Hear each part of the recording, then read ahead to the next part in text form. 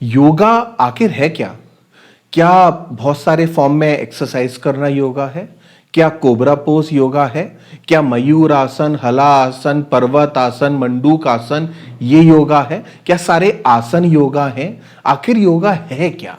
अगर मैं योगा करना चाहता हूं तो मेरा ऑब्जेक्टिव क्या है? मेरा गोल क्या है? योगा की परिभाषा क्या है? आज हम इसी पर विचार मंथन करेंगे।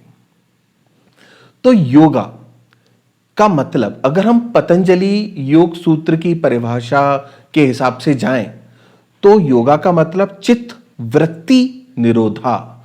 चित्त बोले तो माइंड, वृत्तियां उसमें उठ रही हैं, रिपल्स उठ रहे हैं, मींस उन रिपल्स को हम विचार कह सकते हैं। आपके माइंड में हजारों विचार उठ रहे हैं, उसको रिस्ट्रेन कर देना, उसको रोक देना, वो योगा है।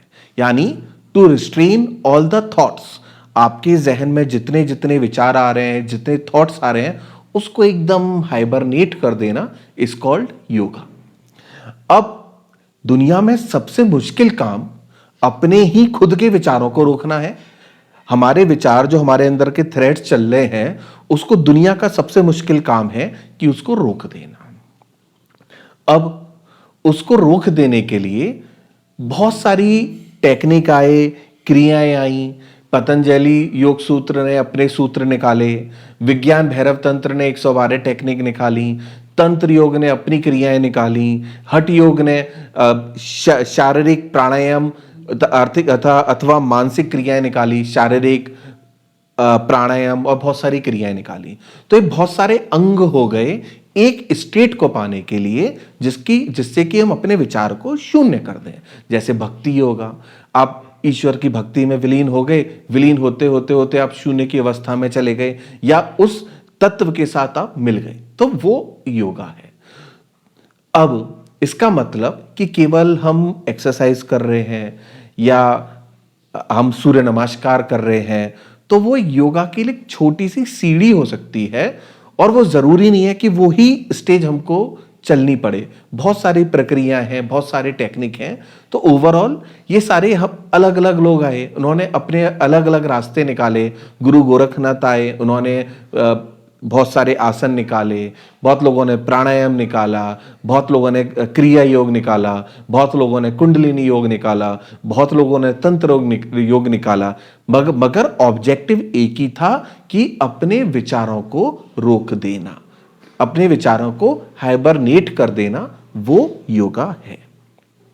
तो मेरे ख्याल से यहां से हम योगा की परिभाषा, योगा की डेफिनेशन को समझ गए होंगे। अब योगा के लिए, अच्छा, जैसा मैंने पहले बताया कि विचारों को रोक देना सबसे मुश्किल काम है। अब उसके लिए हमको बहुत सारी प्रक्रियाएं करनी पड़ेंगी, बहुत सारे उसके मैं अलग अलग वीडियोस बनाऊंगा। हठ योग के अलग वीडियोस बनाएंगे, क्रिया योग के अलग वीडियोस बनाएंगे, नाद योग के अलग वीडियोस बनाएंगे, कुंडलिनी योग के अलग वीडियोस बनाएंगे, प्राणायाम से प्रत्याहार में जाए उसके अलग वीडियोस बनाएंगे। पर मेरा ऑब्जेक्टिव था कि योगा का मतलब क्या है, पहले वो पहले एसेंस जान जाएं, फिर उसके बाद हम बाकी चीज को और इवॉल्व कर सकते हैं। अच्छा, अब दूसरा सवाल कि मुझे चित्तवृत्ति निरोधा की स्टेज में जाना है और मैं एक आम इंसान हूं। अब उसके लिए मेरे को क्या क्या कंडीशन, क्या क्या प्रीरेक्विजिट, क्या क्या इनिशियल चीजें जरूरत पड़ती है, क्या क्या चीजों की मुझे आदत डालनी पड़ेगी, क्या क्या बेसिक चीज है योगा की स्टेट को पाने के लिए। सबसे पहली स्टेट कि उस परम चेतना, और वी कैन से कि उस जीरो को पाने के लिए, उस हाइबरनेट स्टेट में जाने के लिए हमको सबसे पहले अपनी शरीर से तमस, बोले तो इनर्शिया, उसको हटाना पड़ेगा। आप अक्सर देखोगे, यहां तक कि कहीं मैंने एक आर्टिकल पढ़ा था जिसमें स्वामी विवेकानंद जी ने भी कहा था कि अगर हम ध्यान ध्यान ध्यान कर रहे हैं तो शायद हमारे बॉडी का आलस भी बढ़ सकता है, हमारे बॉडी का इनर्शिया भी बढ़ सकता है। इस पर कभी वीडियो दोबारा दूसरी बनाएंगे कि ध्यान से इनर्शिया कैसे बढ़ सकता है, हम उसको कैसे अवॉइड कर सकते हैं।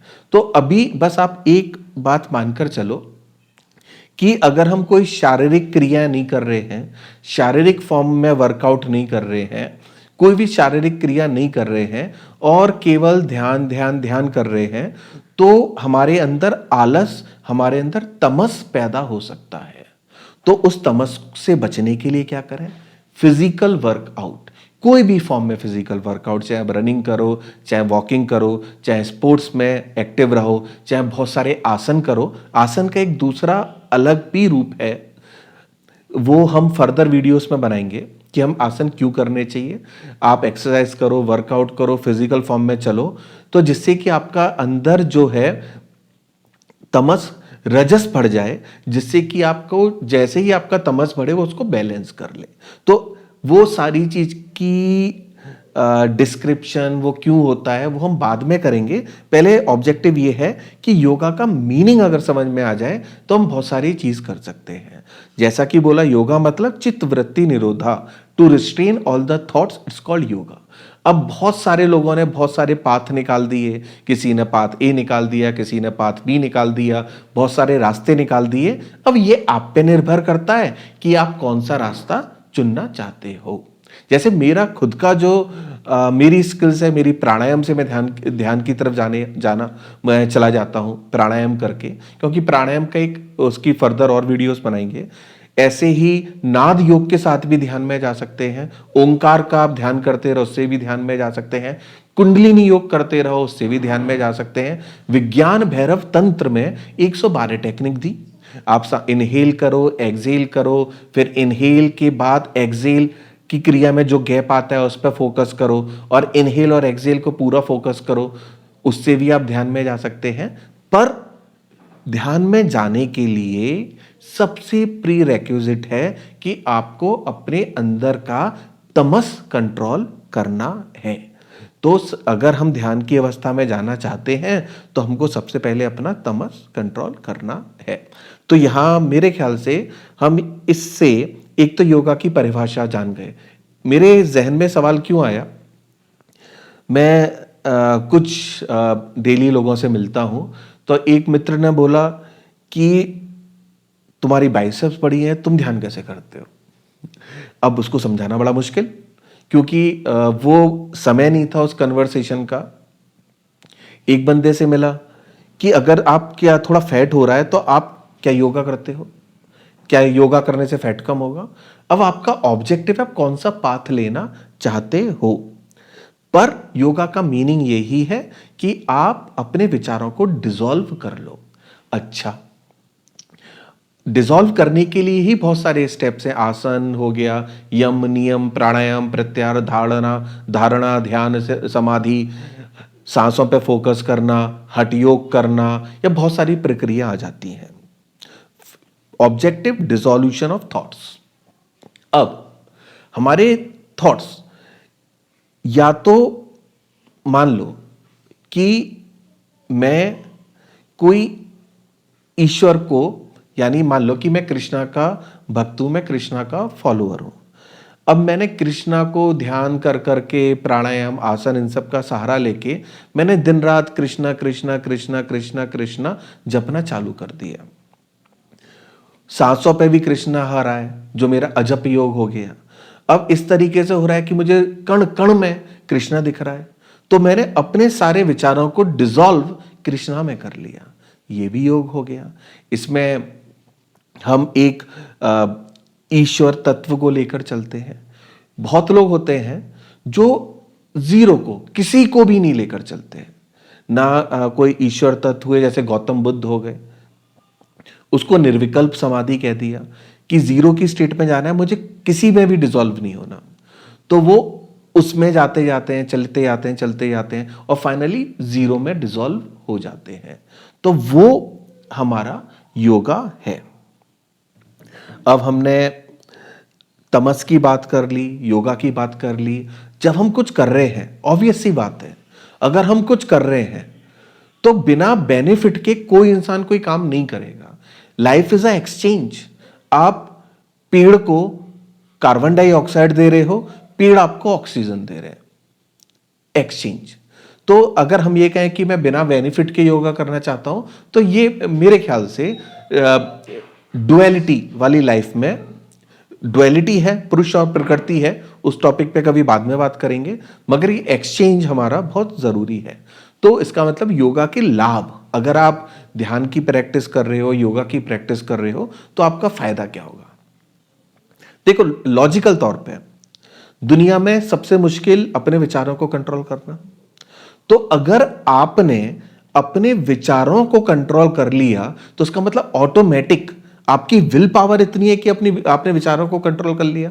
तो इसका मतलब योगा से कहीं ना कहीं आपकी विल पावर में इंप्रूवमेंट हो रहा है, फोकस में इंप्रूवमेंट हो रहा है, कंसंट्रेशन बढ़ रहा है आपका, क्योंकि आपने अपना पूरा फोकस एक जगह लगा दिया और उसके बाद कितना कंट्रोल किया। तो will power logical, focus logical, concentration logical. ऐसा कहा जाता है कि जब हम ज्यादा, मान लो हम गुस्सा कर रहे हैं, तो गुस्सा करने से हमारा ब्लड प्रेशर बढ़ सकता है, या मेरी प्रवृत्ति क्रोधी स्वभाव की है, मैं बार बार गुस्सा होता हूं, तो गुस्सा is proportional to blood pressure, ऐसी प्रोबेबिलिटी हो सकती है। तो गुस्सा क्या है? एक विचार, एक इमोशन जो आपको बार बार बार बार बार बार बार बार आपको क्रोधित कर रहा है, आपके अंदर की फायर बढ़ा रहा है।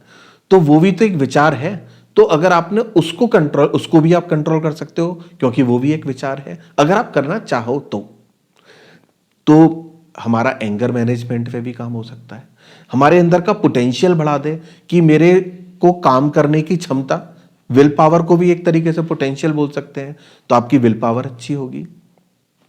तो ये हमारे एक इंपैक्ट है, और बहुत सारे हजारों इंपैक्ट्स हैं। ऐसा बोला जाता है कि जिसने अपने विचारों को कंट्रोल कर लिया उसने अपने आप पर विजय प्राप्त कर ली।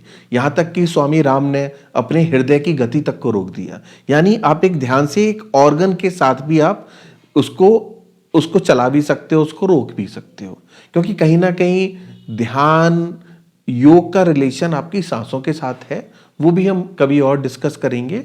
आज का ऑब्जेक्टिव यही था कि योगा की परिभाषा क्या है। मैं आशा करता हूं कि आपको ये वीडियो पसंद आएगी। धन्यवाद। जय हिंद, जय भारत, वंदे मातरम।